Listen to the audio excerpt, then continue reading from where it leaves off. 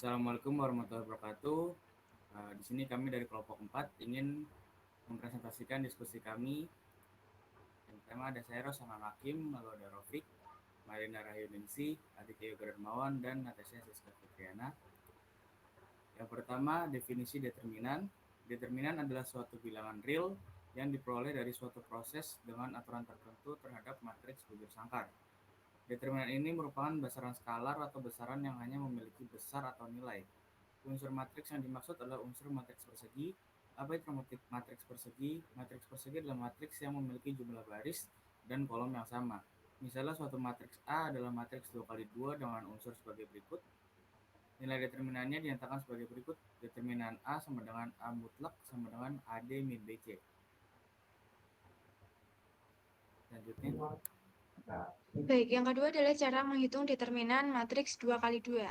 Yang nomor satu, misalnya dipunyai matriks berordo 2 kali 2 seperti pada gambar berikut, matriks A dengan elemen A, B, C, D. Kemudian yang kedua, kita dapat menyatakan bahwa elemen A dan elemen D berada pada diagonal utama. Sisi miring ini ke kanan, kemudian sedangkan elemen B dan C berada pada diagonal sekunder, miring ke kiri. Nah, determinan matriks A dapat diperoleh dengan mengurangkan hasil kali elemen-elemen diagonal utama dengan hasil kali elemen-elemen diagonal sekunder atau diagonal kedua. Nah, bisa didapat determinan A itu adalah A dikali D dikurangi B dikali C. Baik, selanjutnya akan dijelaskan oleh rekan saya. Yang selanjutnya yaitu cara menghitung determinan dengan ordo 3 kali 3. Misalkan matriks A dengan A, B, C, D, E, F, G, H, I merupakan matriks ordo 3 kali 3. Dalam perhitungan cara menghitung determinan ordo 3 kali 3 itu ada dua cara. Yang pertama aturan Sarus dan yang kedua adalah metode minor kofaktor. Yang pertama aturan Sarus. Dari aturan Sarus, pertama kita langkahnya yaitu menuliskan kembali kolom ke-1 dan kedua di sebelah kanan matriks A. Kemudian setelah menuliskan kembali, kita mengalihkan elemen-elemen matriks tersebut sesuai dengan pola garis putus-putus yang sudah digambarkan. Nah, dalam mengalihkan tersebut, kita harus memperhatikan urutan serta tanda plus dan min, sehingga dapat diperoleh rumus determinan matriks A seperti pada gambar. Selanjutnya, yang kedua yaitu metode kofaktor. Metode kofaktor misalkan AIJ merupakan matriks bagian dari matriks A yang diperoleh dengan cara menghilangkan baris ke I dan kolom ke J. Nah, minor matriks AIJ ini diberi notasi MIJ dengan MIJ yaitu determinan AIJ. Nah, kofaktor matriks AIJ diberi notasi CIJ dengan CIJ yaitu min 1 pangkat I plus J dikali MIJ, sehingga dapat diperoleh rumus determinan matriks A yaitu determinan A sama dengan sigma dimulai dari J sama dengan 1 sampai ke N dengan AIJ dikali CIJ untuk sembarang kolom. Atau bisa juga dengan determinan A yaitu sigma I yang dimulai dari 1 sampai ke N dengan AIJ dikali CIJ untuk sembarang baris I. Nah, di sini AIJ berarti elemen matriks AIJ. Kemudian contoh soal. Untuk matriks 2 kali 2 diketahui matriks seperti di bawah. Tentukan determinan dari matriks tersebut. Penyelesaian. Kita tentukan dulu diagonal utama yaitu 3 dan 4. Lalu diagonal sekundernya 4 dan 5. Lalu kita operasikan dan ketemu negatif 8 untuk determinan matriks 2 kali 2. Nah, kemudian untuk matriks 3 kali 3 disediakan matriks berikut. Ya, di sini saya akan menyelesaikan dengan metode Sarus, di mana kita cari dulu diagonal utamanya, yaitu kemudian kita operasikan, lalu kita cari diagonal sekundernya, yaitu ya ini banyak, lalu kita operasikan, ketemu 438 dikurangi 274 dan determinan matriks tersebut adalah 164. Lalu untuk matriks 3 kali 3 yang kedua, yaitu matriks seperti ini, kita akan menggunakan metode kofaktor, di mana determinan A adalah sama dengan A11 dikali C11 ditambah A12 dikali C12 ditambah A13 dikali C13.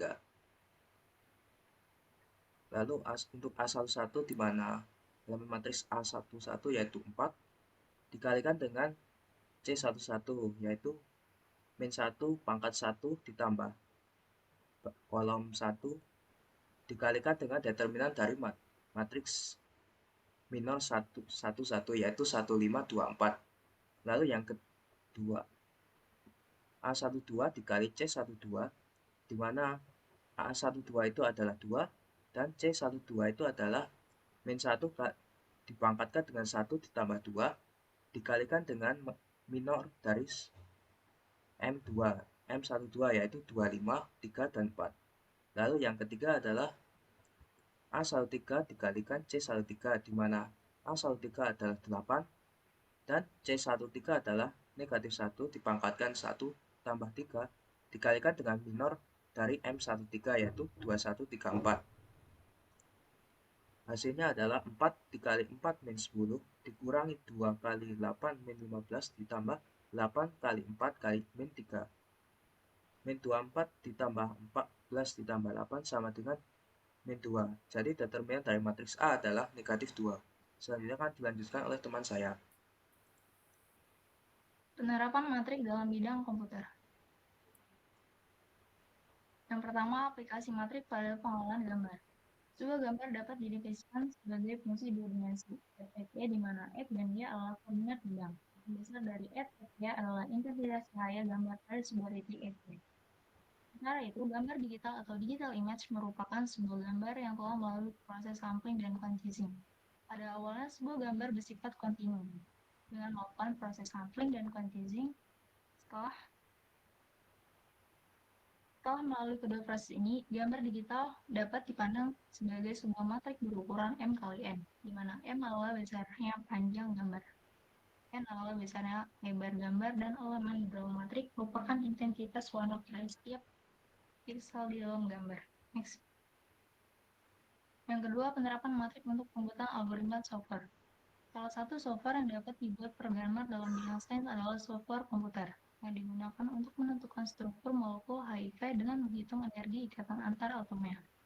Algoritma software tersebut menggunakan matriks berukuran 20 kali 20 untuk menghitung energi ikatan antar atom yang digunakan untuk menampilkan struktur molekul HIV. Dalam kasus ini, programmer komputer harus menguasai pengetahuan mengenai matriks dan operasinya. Ketiga, penerapan determinan matriks sebagai algoritma H1U dalam kriptografi. Dengan menggunakan matriks dan determinan, kita dapat membuat sebuah algoritma baru yang digunakan untuk mengamankan pesan. Algoritma ini cukup mudah untuk diimplementasikan di dalam komputer, namun cukup sulit bagi orang lain untuk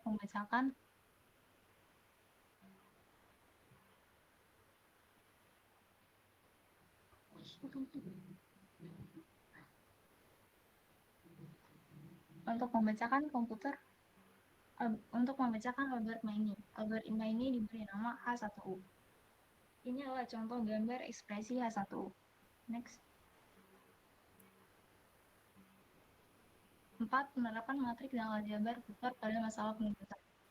Dalam pengembangannya, matriks dan aljabar vektor banyak diterapkan dalam berbagai bidang pemecahan masalah, antara lain masalah teknik, ekonomi, dan bisnis, kesehatan, komputer, grafik, global processing system atau SPS, dan pemecahan personal optimis, khususnya masalah penugasan berkonsentrasi pada proses optimalisasi dari sejumlah fasilitas yang akan ditetapkan untuk mengerjakan tugas-tugas yang berbeda, dan setiap kemungkinan penugasan akan menghasilkan suatu biaya tertentu yang optimal. Yang kelima, penggunaan fungsi matriks dalam Microsoft Office Excel. Fungsi matriks dapat digunakan untuk menghitung berbagai operasi matriks di Microsoft Office Excel. Dengan menggunakan fungsi matriks pada Microsoft Office Excel, perhitungan seharusnya memakan waktu yang lama menjadi lebih mudah. Ini adalah contoh perhitungan operasi matriks di Microsoft Office Excel. Next. Demikian akhir presentasi dari kelompok kami. Apabila ada kesalahan, kami mohon maaf. Wassalamualaikum warahmatullahi wabarakatuh.